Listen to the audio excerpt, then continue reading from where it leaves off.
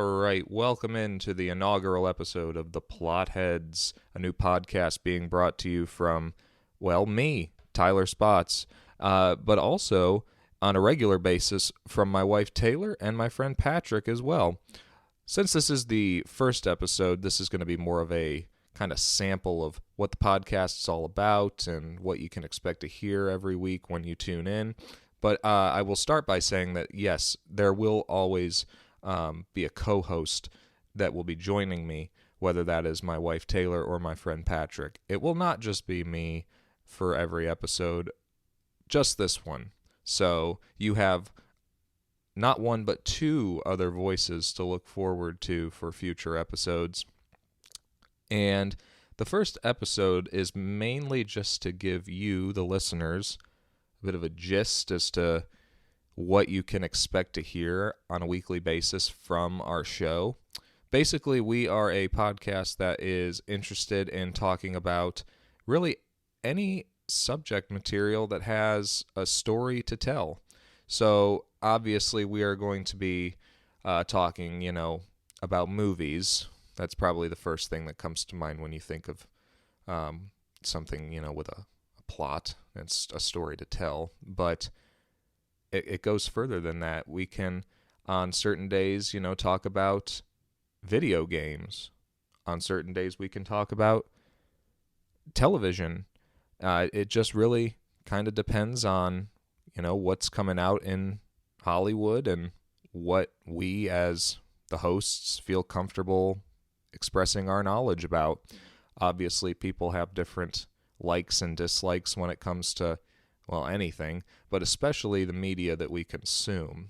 So we are not experts in much of anything. We're just fans of a good story, and we don't really care what way it's told or in what medium it's told. We're here to celebrate all stories, and on a weekly basis, I can tell you that you can expect to hear a discussion of film every week. The main show every week is going to be a review of a new release coming out in the year 2023, and obviously, hopefully this will continue further than 2023, and you will hear reviews of things coming out in 2024 and beyond. Hopefully, we have the success that will enable us to do that. But not only are you going to hear a review, you're also going to hear our own personal lists of things that fit into a topic related to that release. For instance, yesterday, me and Taylor went to a screening of Megan, a new Blumhouse horror movie about a doll that, kind of becomes self-aware and starts to have some very sinister motives. And we would, if we were to, review that, maybe make the show about the top 5 to us AI movies, something along that line. Or if we can think of something better than that, we obviously will. That's just off the top of my head. So anyway, that is going to be kind of the basic setup of the show. We'll review the film. We will have a countdown of our own personal lists of something that fits into that topic, and we will go on our merry way and prepare for the next week's podcast. However, you can also expect to hear bonus episodes from time to time, and that's not going to be on a set of a schedule. It's going to be kind of when there's something to discuss. For instance, The Last of Us is coming out, which is a video game turned TV series. Chances are, since Patrick and I are kind of the gamers of the trio here, and we both are avid fans of that video game, chances are we will probably want to have, we'll probably have some things to say about that show. Hopefully good things, but obviously we're going to want to talk about that. So that would be more of a bonus episode that deviates from the standard review and list of the main show. Those can just come out whenever there's something to talk about. I'm not going to promise that it's going to be on a set schedule, because I don't want to waste your time with subject material that we are not interested in talking about just to fit into a given schedule. it's not worth it to you or to us. So just whenever there's something to talk about, you will hear us talk about it. In addition to the main show, sometimes there are new releases that just, either aren't playing near us or there just aren't any at all in a given week. If there's a big movie like an Avatar 2, chances are studios aren't going to put their films very close to that. Sometimes the week after it might just be a dead week for new releases. In that case, the plan is to occasionally have a classic film or one that we missed from the previous year or something like that, something that the group hasn't seen, and we're going to discuss that movie for the our thoughts for the first time, just like we would a new release. We are film fans, we love movies, but obviously we have not seen everything, and there are movies that we would honestly be ashamed in ways to say that we have never seen. Can I think of one off the top of my head right now? No. But I can guarantee you that there are, what we would discuss as classics on the AFI Top 100 that me and Patrick and Taylor have never seen a second of. And so I think it'd be fun to explore those movies that are so celebrated and so loved on weeks that there's just nothing coming out, which does happen from time to time. But that is going to be the main gist of the show. I hope that my little summary of kind of what the show is, what we're going to talk about, interests you, and will have you tune in to, when the actual episodes begin. This is, again, like I said, more of a teaser of what's to come. And we're very excited to bring it to you. It's something we've been talking about for a really long time. It's just that we obviously didn't really have the materials or the time to dedicate to it, but we're going to really go full steam ahead in making this the best thing that we possibly can for the listeners and for us. We love talking about these topics, and so why not push a record button and speak them into a mic? So that is the plan. As a bonus to this preview, and since you as your host, you probably have, questions about, like, if I'm going to listen to this guy every week, do his tastes in movies kind of align with mine? Because that is important. It is subjective. I'm going to, after this quick little break, a break for nothing really. I don't have ads. This is a preview episode, but a break to just let you leave, honestly, if you're not interested in hearing my long list that I'm not going to go too much in detail about. But I'm going to go through, after the break, every movie I saw last year and rank them and give you my very, very brief reasons as to why I have that movie where it is, because I want you as listeners to kind of know what my taste is, what kind of my interests are when it comes to movies, and if those align to you, because obviously chances are if you're going to listen to this, you want to know that your host has similar likes and dislikes to yours. All right, so we're going to take a quick break, play a little music. Again, I don't have ads, so it's just going to be probably more of the theme song. And after that little jingle, we will be back to go through that list of the movies I saw. There's 56 of them, so it will not be a very long discussion of each one, more of a rundown. All right, we'll see y'all in a minute.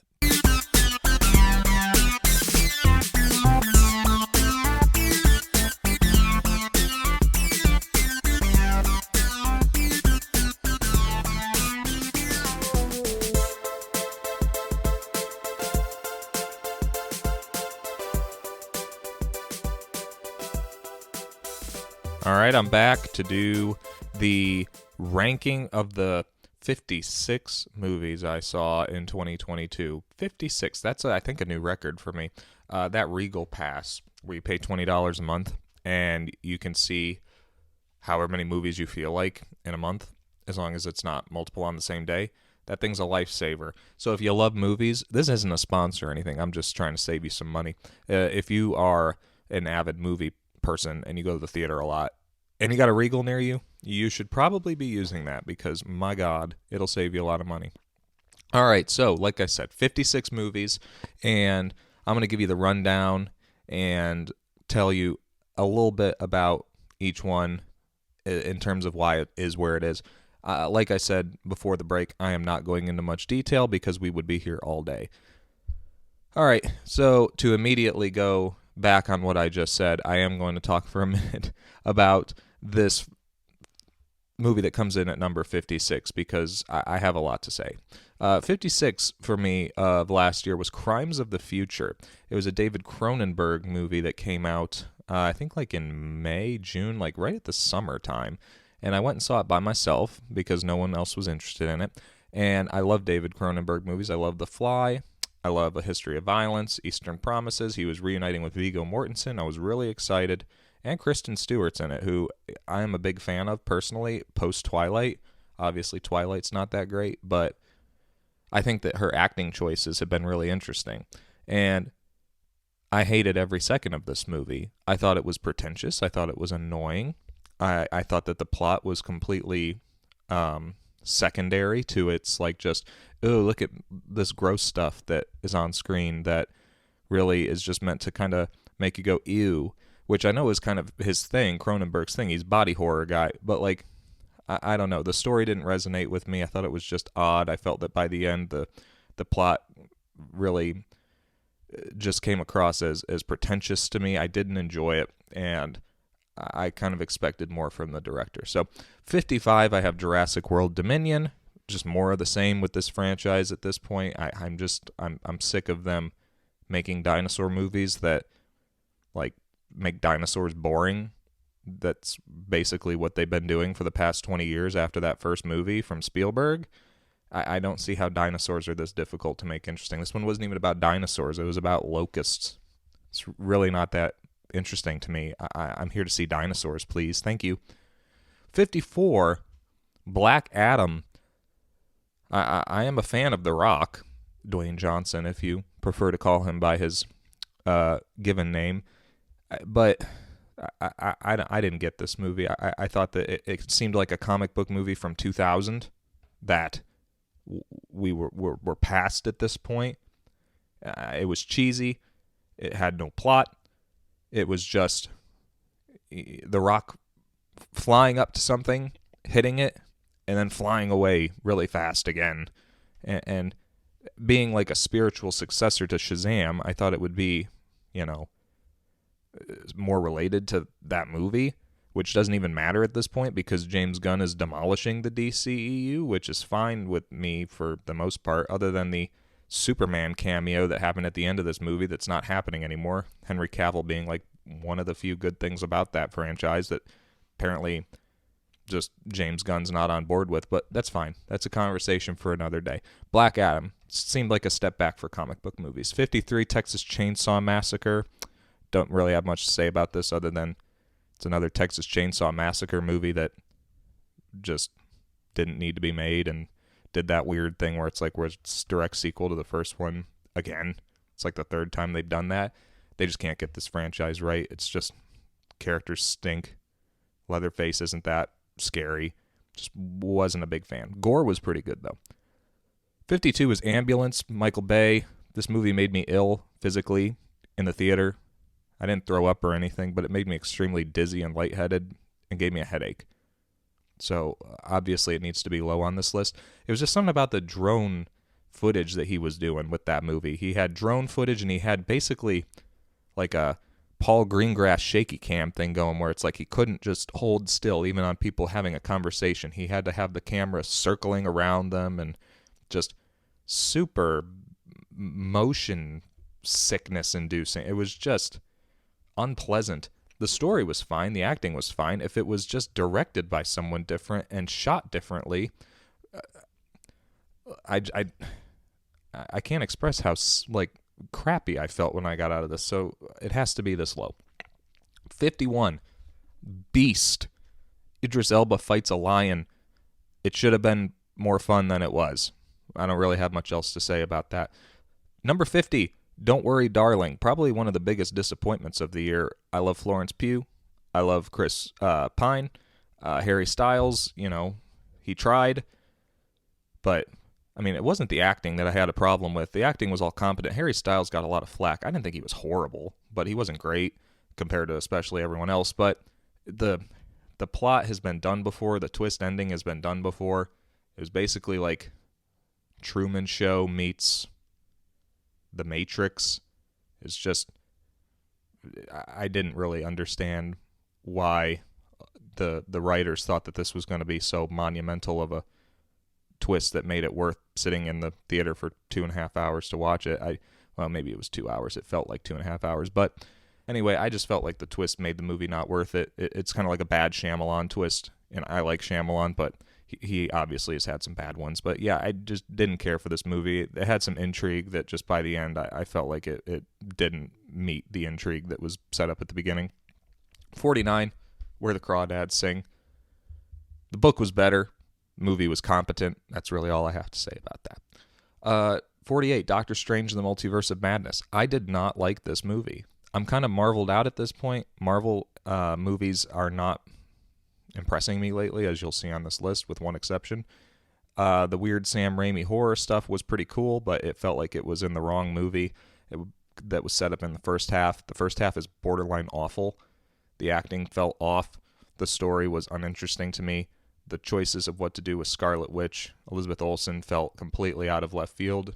As someone who didn't watch much of WandaVision, I will admit I am a little behind on the Marvel shows, but even with that, even still, like, I feel like if you're going to make a Marvel movie franchise, I shouldn't have to do homework to keep up with the movies. If I'm going to watch the movies, shouldn't that be enough? And it just didn't feel like it was. So I didn't care for this one. 47, Death on the Nile. These Branagh Poirot movies, I feel like could be way better, but for some reason they're just average. I don't know what could make them better. He's great as the character, Kenneth Branagh, that is, as Hercule Poirot. But I don't know. Just they feel like they were made by a committee who had no style. Like, it's just bland. That's all I really have to say about that one. 46 is Lightyear. Pixar has been striking out lately, and Lightyear just felt completely unnecessary. I mean, it was a cool concept. It's like, oh, we're watching the movie that Andy watched as a kid that made him love Buzz Lightyear and wanted him to get the toy. But I don't see why he would love this movie so much if this is the one he was watching. It was boring. The characters were fine. Some were a little annoying. What they did with Zurg was odd. Based on what he is in Toy Story 2, it doesn't seem like it matches what he does in this. I just didn't really like this one very much. 45, Fantastic Beasts, The Secrets of Dumbledore. Harry Potter is my favorite franchise of all time. And these Fantastic Beasts movies just do not live up to it. That's really its cardinal sin. They're just not as good. And I don't really know what else you're supposed to say about it. They're bland. They don't have the magic. No pun intended. It's just boring. And Eddie Redmayne's mumbly, like, I'm a wizard, acting style that he does, I don't like it. He's been doing that in everything, and I wish he would stop. All right, so 44, Orphan First Kill. I had very low expectations for this movie. I thought it was going to be horrible because, I mean, the girl that plays Esther was a kid, obviously, in the first one. Now she's like 26 years old, still playing what's supposed to be a kid. And it just, I thought that, I'm like, how are they going to pull this up? But surprisingly, they did. This movie was competent. It was pretty well made. It told a pretty fun, campy story for a horror movie, and it didn't take itself too seriously. It was a nice surprise, but it wasn't surprising enough to get it further than 44. 43 is Thor: Love and Thunder. I liked this movie more than most people coming out of the theater. I had a good time. I'm also a huge Taika Waititi fan. What We Do in the Shadows is probably my favorite TV show that's on TV right now, now that Better Call Saul's over. And something about him, like, I just obviously am, I wouldn't say biased towards, but I have excitement towards every time he does something, mainly because of that show. I know he doesn't have, like, a ton to do with it anymore, but he is him and Jermaine Clement, one of the original creators of what I think is the funniest show I've ever seen before, ever. And Thor: Love and Thunder, I liked. I had a good time. It felt tonally inconsistent when I was watching it, but I didn't mind it. My main issue with the movie, in hindsight, is that it's just not memorable. I couldn't tell you much of what happens in this movie at all. It feels completely inconsequential for this universe, and I don't think I really will ever watch it again. There was nothing in it that made me want to go back and rewatch it, other than maybe Roy Kent from Ted Lasso appearing in the post-credit scene. That was kind of fun and unexpected. But yeah, pretty much everything else is just so forgettable. And I think that's the main issue. I didn't have an issue with the comedy as much, just mainly the fact that it's so forgettable. 42 is The Lost City. Sandra Bullock and Channing Tatum running through the jungle with Brad Pitt for like 5 minutes. It was a fun movie, a nice date movie. Yeah, I didn't hate it. It was pretty good. 41 was Fall. This might be the most, what's the word I'm looking for? This might be the most effective at what it's trying to do. It made me sweaty and unsettled, and it, I had a visceral reaction to it, one that was intended, unlike an ambulance. And there's a twist in it that I'm not going to spoil that was very B-movie-esque, and I kind of enjoyed it. The movie kind of felt like it knew what it was. I thought it was effective. And if you're afraid of heights, you're going to want to watch it because it's going to scare the bejesus out of you. At 40, we have Uncharted. Uncharted is my favorite video game series of all time. I have it tattooed on my arm. And when Tom Holland and Mark Wahlberg were cast, I just anticipated it was going to be a steaming pile of shit. And in some ways it was. But in other ways, I thought that it captured the spirit of the game pretty well. I still think that the casting is, as I said a minute ago, shit. But I feel like it got many things right. It got the adventure right. It got the double crossing and the, who do you trust aspect of the stories right. And it had the fun that the games have. It's just the casting is so bad. And I don't really know how you fix that at this point. The movie made a lot of money. It was successful for Sony. There's undoubtedly going to be another one. I just maybe set it 20 years later so that the characters are actually the ages they're supposed to be in the games. It makes no sense when you have such a perfect series of games and a perfect story to tell why they would do what they did. At 39, we have Marcel the Shell with Shoes On, a cute little movie that I watched from A24 on a plane going to Seattle. It was fun. It was cute. But I expected more, I guess, in a way, from A24. And I thought it would have, more of an impact on me emotionally. But maybe it was just the fact that I was on a plane and couldn't hear it as perfectly as I wanted to. But I liked it. I didn't love it. 38, Jackass Forever, probably the second movie I saw this year. It was great for what it was. Had a fun time.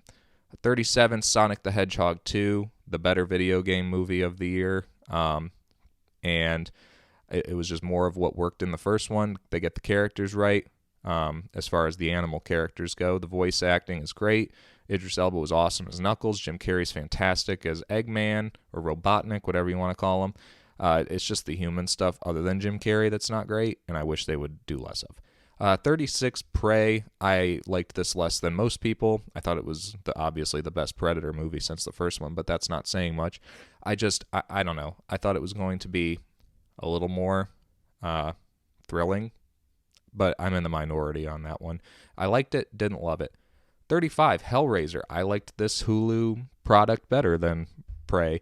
I thought that it was obviously, again, like Prey, the best sequel in the series, which isn't saying much, but or remake, actually, in this case. I thought that, it was effective at the body horror aspect of Hellraiser. The gore was really cool. Story was updated and done in a way that I thought set itself apart from the original in a way that I think works well and won't, piss people off that are big fans of Hellraiser, the original one. I thought it was good. I enjoyed it. 34, Halloween Ends, a movie I liked, but is still disappointing because why is it so fucking difficult to get Michael Myers correct? It should not be that difficult. It's Michael Myers. Just have cool kills, have cool Laurie Strode stuff with Jamie Lee Curtis, and make the movie you promised. But they didn't.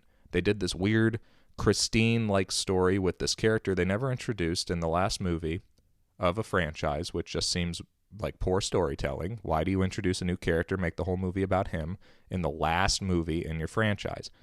Nevertheless, the kills were cool.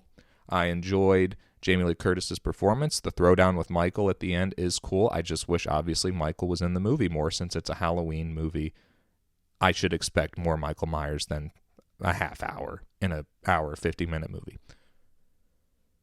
At 33, we have Bros, a nice romantic comedy. It was, I believe, the first romantic comedy to have two gay actors playing, obviously, gay characters, gay love story. I think it was the first movie to do that, which I think is really cool. I enjoyed the comedy. It was fun. It was cute. And I would watch it again. It's a nice, movie to have on and get a few laughs and enjoy the, I guess you can call it charisma of Billy Eichner, but his whole thing is to be kind of like abrasive, which I don't really know if I would call that like charisma, but I don't know. I have always found Billy Eichner to be pretty funny. I know the big issue people have with his movies is that his character's not likable, but I don't know. He was Billy Eichner. I find Billy Eichner funny, so the movie worked for me. 32 was Men. Alex Garland's third movie after Annihilation and Ex Machina. By far his most divisive, by far his weirdest, but I enjoyed this movie obviously more than most people. I think that this movie's cinema score was like a D, which is horrible.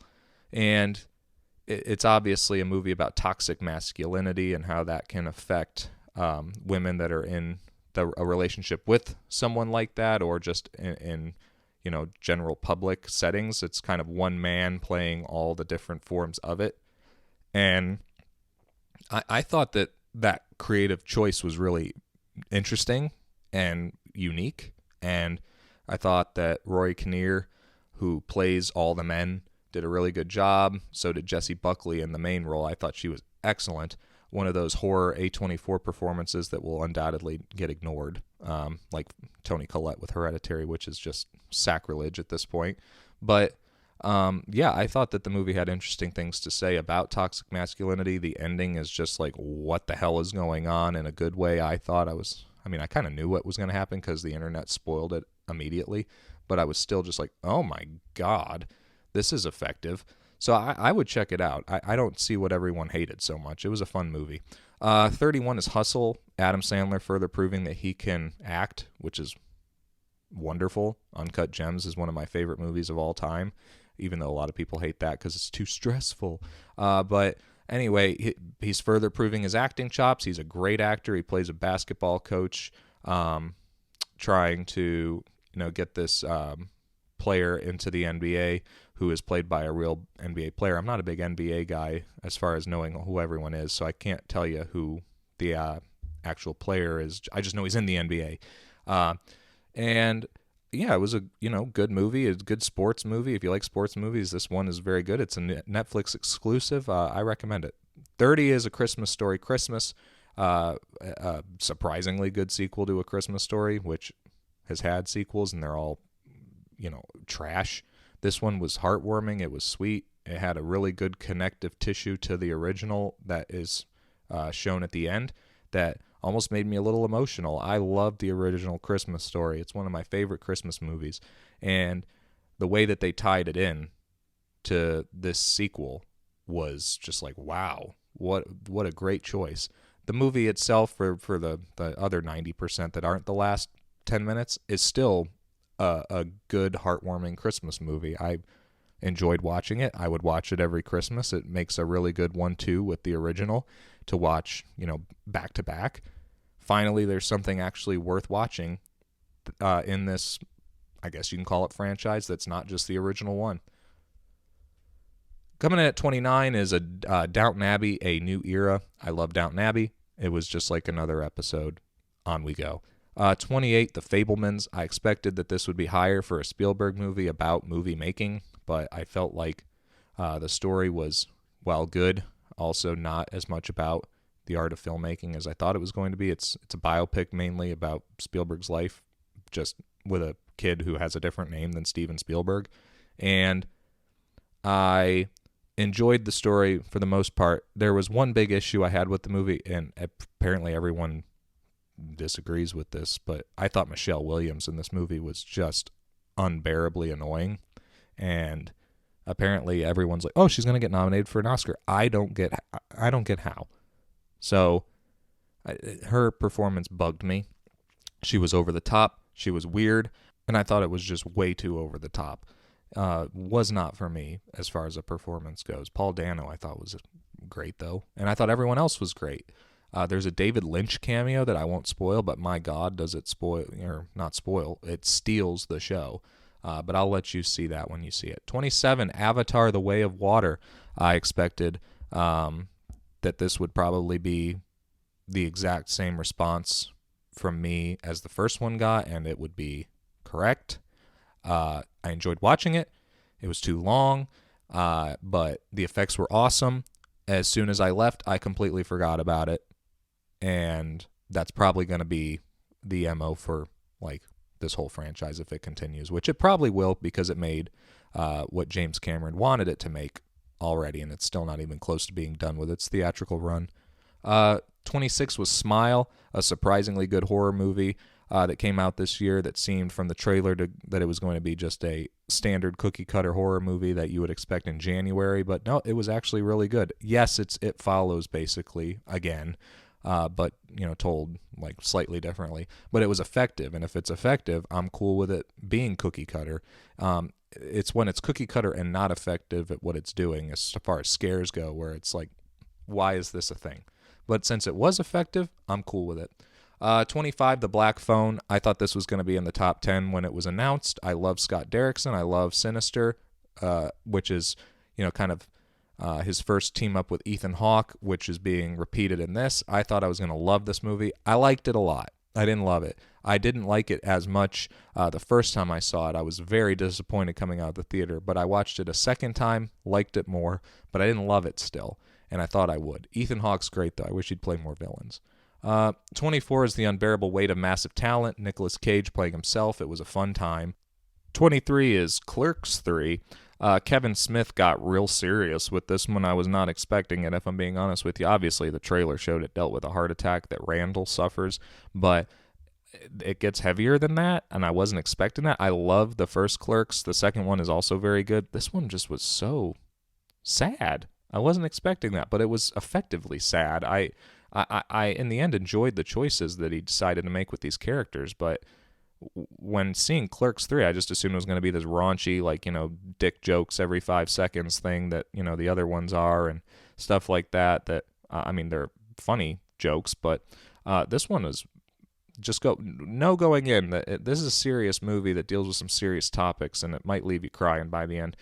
22 is Turning Red, the better Pixar movie of the year.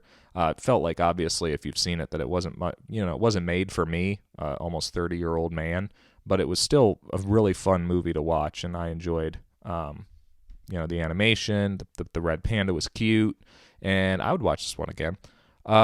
21 is Scream, the first movie I saw, I believe. No, it was not the first. It came out in February, but you know what I mean. It was good, not great, and I'm sad Neve Campbell's not coming back for Scream 6. It makes my excitement level for that movie a lot lower. At 20, we have Bullet Train, a movie I missed in theaters but caught on Netflix, I think like everyone else. It seems like that movie's getting really popular lately. Brad Pitt was hilarious in this, playing kind of against his normal type of character. We had the characters of Lemon and Tangerine in here. I believe it's Tangerine that's constantly making Thomas the Tank Engine references. So those characters kind of stole the show. They were pretty funny. Maybe a couple too many Thomas references, but it was still funny nonetheless. The action is awesome. David Leitch directed this, so he did some John Wick stuff. He also did Deadpool 2. And I feel like his, action style, shows in this movie as well, just like it does in the other ones. I'm down to watch anything he does. At number 19, we have Bodies, Bodies, Bodies, a Gen Z trope-filled horror comedy whodunit. It's so many different things, this movie. And I had a really good time with this. I thought it was hilarious. I thought that the character of Alice is probably the character that steals the show. Unfortunately, I don't have her name in front of me at the moment, the actress's name, but she stole the show. She was hilarious.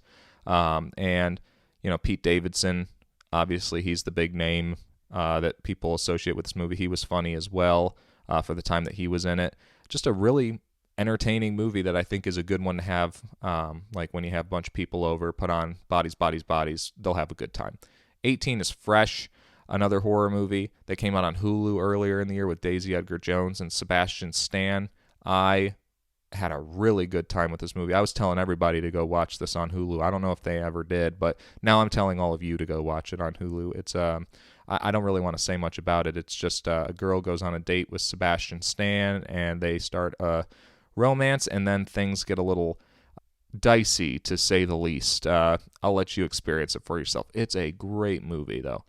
17 is Violent Night. David Harbour playing Santa and killing people was extremely entertaining. It was basically just Die Hard, but again, it was effective at what it did, so by all means, be cookie cutter. It was fun. 16 is Terrifier 2.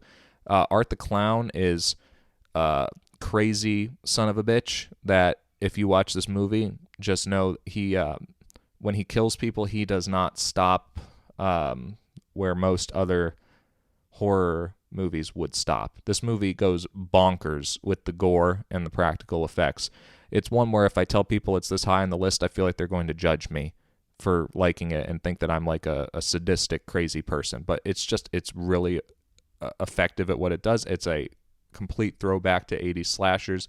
I love the practical gore and the practical effects. Art the Clown is an awesome new horror icon villain. And I think if they keep making these, which Damien Leone, the director, said they are, he's only going to increase in popularity. He is crazy and extremely entertaining. 15 is Black Panther: Wakanda Forever. A really heartwarming movie, but also heartbreaking because of Chadwick Boseman's death a couple years ago. I thought they did a really great job writing that character out of the series, obviously, but in a really respectful and satisfying way that's, I think, going to leave a lot of people in tears. I thought Letitia Wright did a great job stepping up and being the star of the show. I really like the character of Shuri. And so I'm excited to see where they go from here now that they've kind of got this sad, unfortunate passing kind of behind them as far as storytelling goes. So I'm interested to see where they kind of go from here. At 14, we have Guillermo del Toro's Pinocchio, the best animated movie of the year. It was fantastic, funny, heartwarming, beautiful animation. It's all stop motion, and wow, just go watch it. It's on Netflix. At 13, we have Glass Onion. Glass Onion, a Knives Out mystery, to be specific. The first Knives Out would be very high up on my list for that year that it came out. I believe it was 2019. This one I didn't love as much. I thought that the side characters took a step back to the first movie. Benoit Blanc is, Daniel Craig as Benoit Blanc is still fantastic. I'll watch any sequels they do with that character. And I like what they're doing with the whole, it's just him that returns. I think that's a good idea. It's like those Poirot movies. And I think it's a good choice. I just think that you need to balance him out with the side characters. And other than Ed Norton in this Glass Onion, the sequel, I don't think anyone really stood out. Batista's in it. He didn't really stand out. Kate Hudson didn't really stand out. Catherine Hahn, Leslie Odom Jr. I thought that the side characters took a step back compared to like Jamie Lee Curtis and Michael Shannon and Toni Collette and Don Johnson, all those characters from the first movie that played the Thrombies, Chris Evans. I thought that the first movie had much better characters. And I thought it also had a better mystery and twists and turns and things like that. I thought that the Glass Onion mystery was kind of, you could kind of see where it was going.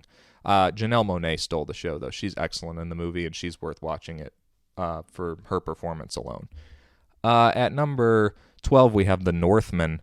Alexander Skarsgård playing a Viking. It was surprisingly not as much about Viking stuff, if that makes sense. But even though there wasn't as much action, I still enjoyed the story that was being told. I thought it was Robert Eggers' most accessible movie as a director so far. He made The Witch and The Lighthouse, both A24 art house style horror movies that I think people struggle to kind of, embrace and say like, yeah, that was a fun experience. This one is definitely the most accessible. I mean, there's plenty of action to go around for people who are there for that, and there's plenty of, like family drama for people who are more, interested in that intrigue of the, what is going to happen with this family turmoil and stuff like that. So it's a great movie. I highly recommend it. Number 11 is Barbarian. I just missed making the top 10, unfortunately, but I loved this movie. It goes in so many different directions you wouldn't expect. It's hilarious. Justin Long steals the show completely. I love when he does horror stuff. Jeepers Creepers, not a fan of, but he's still great in it. I wish he would do more of it. I think Justin Long was hilarious in this movie. Number 10 is X. Mia Goth playing a dual role in this movie that I didn't even realize when I was watching it. I went home and got a text from Patrick actually saying, "Did you know Mia Goth was also Pearl?" And I said, "I had no idea." And this was before the Pearl trailer came out. Well, actually, it was the post-credit thing, but we didn't stay. So I had no idea that she was playing both. What an actress. She really made a statement this year, and I'm excited to watch anything she's in from here on out. X is great. You'll hear more about that series in a minute. Number 9 is The Whale. Brendan Fraser is incredible in this movie. I'm so glad that he's returned to acting because I love that guy, and I'm excited to see him in more. He'll make you cry as Charlie, trying to reconnect with his daughter, played by Sadie Sink from Stranger Things. She is going to be polarizing as far as a character is concerned, but Brendan Fraser makes up for any of the flaws this movie has. It's similar to The Northman, Darren Aronofsky's most accessible movie, I feel like, for people who struggle with his previous stuff like Mother and Noah and movies that had a lot of kind of polarizing reactions. This one, I feel like most general audience members are going to really connect to and enjoy, even though it's very heavy and sad. Number 8 is Elvis. Really excellent biopic about Elvis Presley, directed by Baz Luhrmann, whose style I know is not for everyone, but I love his style. I love Romeo and Juliet. I love Moulin Rouge, and I love The Great Gatsby. His style really works for me, and it does, again, here. Austin Butler and Brendan Fraser are it's going to be a difficult choice on who I want to win the Oscar, because they were both so good and easily my 2 favorite performances of the year. Tom Hanks was borderline bad in this movie, but Austin Butler was so good that it kind of balanced it out, and I kind of forgot that Tom Hanks was as bad as he was, which is a really weird thing to say, but that accent as Colonel Tom Parker, I mean, like, I don't know what he's going for. It's really bad. At number 7, we have The Batman. Easily the best Batman movie since The Dark Knight. I was a huge fan of Pattinson's casting. I think he's an excellent actor, and I like all not all both the Twilight actors, Kristen Stewart and Pattinson. I'm huge fans of their stuff outside of Twilight. I think they both make really, really interesting choices with what they decide to sign on to, and so I'm here for anything he does. And I was excited when he was announced. I thought he did a great job. He's Batman for like 95% of the movie. There's like 3 scenes where he's Bruce Wayne. I thought that was a really, interesting choice to make, and I thought it paid off. I thought Matt Reeves did an awesome job with this movie. I'm excited for the sequel, and watch The Batman. Number 6, The Banshees of Inisherin. I don't know I don't know how many people have seen this movie, but it stars Colin Farrell and Brendan Gleeson, directed by Martin McDonagh. So if you've seen In Bruges, it's kind of a reuniting of those 2 actors with that director. And it's basically about a remote Irish island where Colin Farrell suddenly finds himself not being friends with Brendan Gleeson anymore, because Brendan Gleeson says, I don't really want to be friends with you. You're too dull, and I want to spend the rest of my life doing things that are going to make me famous and stuff like that. So it's just one day he randomly doesn't want to be friends anymore. It goes a lot further than that. It's very allegorical. It has a lot to do with, the Irish Civil War that was happening like at the time the movie takes place. I don't want to say too much about it. Just know that Colin Farrell's probably never been better than he is in this movie. Brendan Gleeson's also great, but it's Colin Farrell's movie. He's incredible. As is Barry Keoghan, playing this kind of very sad, poor kid named Dominic who is just kind of looking for a friend to escape from, other things going on in his life, and Colin Farrell is that person. And it's just a really, funny, but in other ways almost depressing movie. But it's to be expected of Martin McDonagh at this point. He is kind of famous for these dark comedies. 3 Billboards Outside Ebbing, Missouri, In Bruges, 7 Psychopaths. It's kind of his MO at this point. It's like, I'm going to make these dark comedies that make you question if you're supposed to be laughing at this moment or not. And so if you like his style, if you're into like just incredible acting, check out The Banshees of Inisherin. Number 5 is Nope. I love Get Out. I love Jordan Peele. I love Nope. I didn't love Us as much. Us is fine, but Nope is a return to form. I thought this was an amazing sci-fi movie, also with some really horrific moments that I won't spoil for you, but Keke Palmer and Daniel Kaluuya are excellent in the movie, playing siblings trying to, capture this alien on film, and it has some really hilarious moments. It has some really frightening moments as well that'll get under your skin, and I can't recommend it enough. I thought it was a great movie. Nope. 4 is Everything Everywhere All at Once, the movie that I thought was not going to be topped at all when I saw it, but there are 3 movies I actually like better than this. This movie's outstanding. It's unique. It's something I've never seen before. It's the multiverse movie that Doctor Strange 2 wanted to be. Michelle Yeoh is incredible as like a bajillion different versions of herself. And I thought it had really interesting things to say about family dynamics and, letting children be who they want to be and not controlling them and things like that, and what can happen if you're too controlling as a parent. It's just, it's got really bonkers, crazy multiverse stuff, but it's also got a really heartwarming story that I think is similar to what I've said to, about other things, going to leave people feeling a certain way and maybe even making them want to cry by the end in a good way. Number 3 is Pearl. Again, Mia Goth needs to be nominated for an Oscar for this. She won't be. It's not going to happen. There's not a chance in hell that it's going to happen. And it's a crime. She's outstanding in this movie. Please watch Pearl for her alone. If you're not a horror person, you're like, it's not my thing. This is not what I would call a horror movie. This is a character study of someone who has ambition and wants something for her life, and where people constantly tell her, it's not going to happen, you can't do this. And what happens when perhaps those people are proven right. All right, it's kind of an opposite thing that you would, when you have that story structure, you expect it to be this uplifting thing of like, the little engine that could, I think I can do it, and therefore I will, no matter how many people tell me I can't. This movie takes a different approach to that, and what happens as a result is a acting showcase for Mia Goth. I think she's completely Oscar worthy and should honestly win based on all the performances I saw. She has like an 8-minute monologue where Ty West, the director and cinematographer, just does not cut away from her. She talks in this emotional scene for like 8 minutes. You forget that there's another character there she's talking to. It feels like she's talking to us. It's amazing. You need to check it out.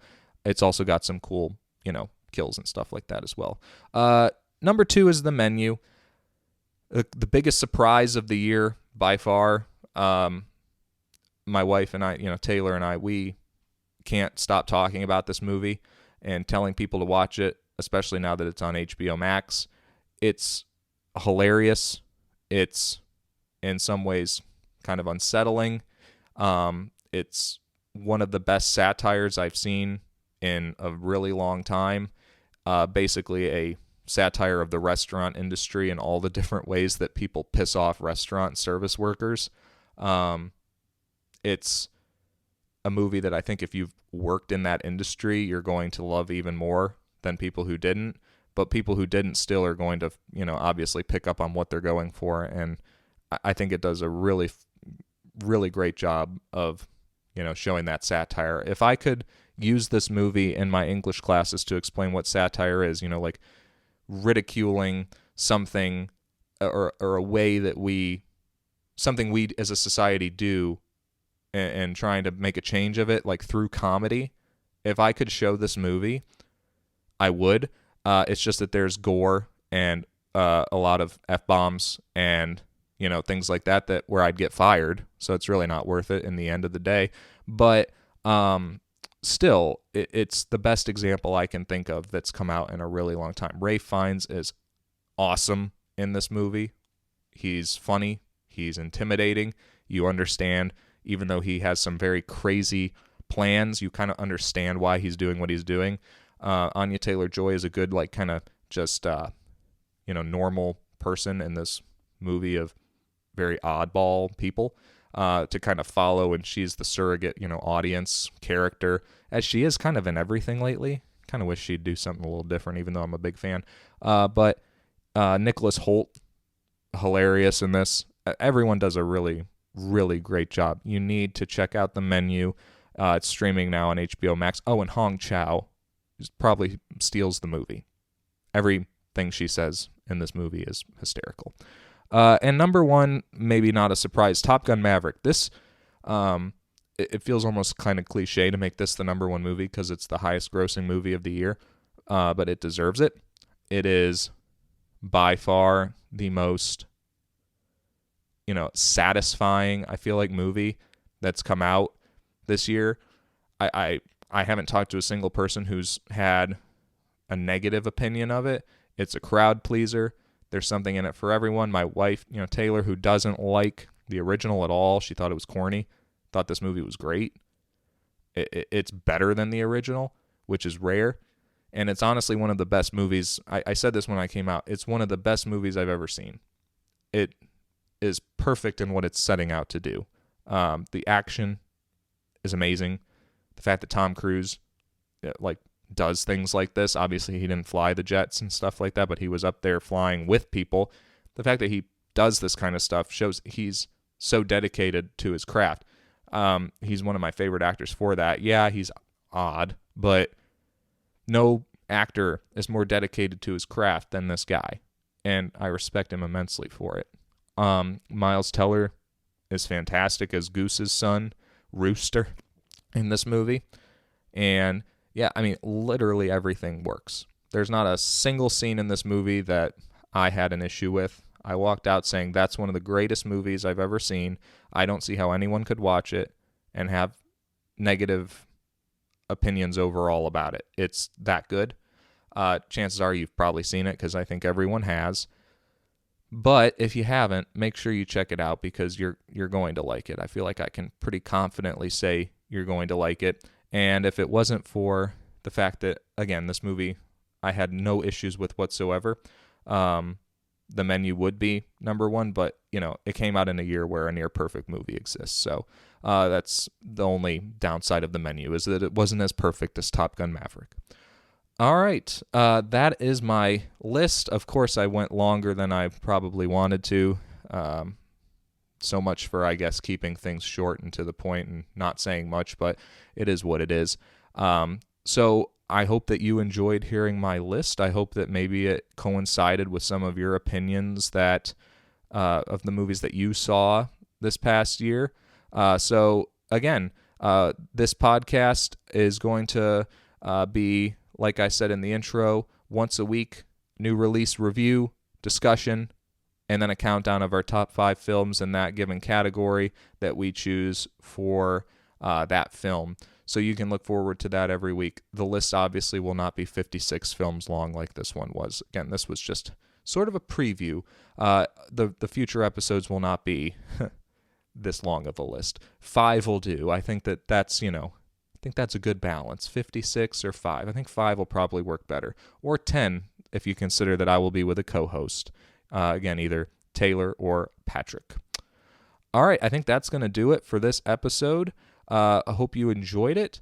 And again, this is the Plotheads podcast. Theme music is Aerosol of My Love by Kevin MacLeod. We will see you all next time. Take care.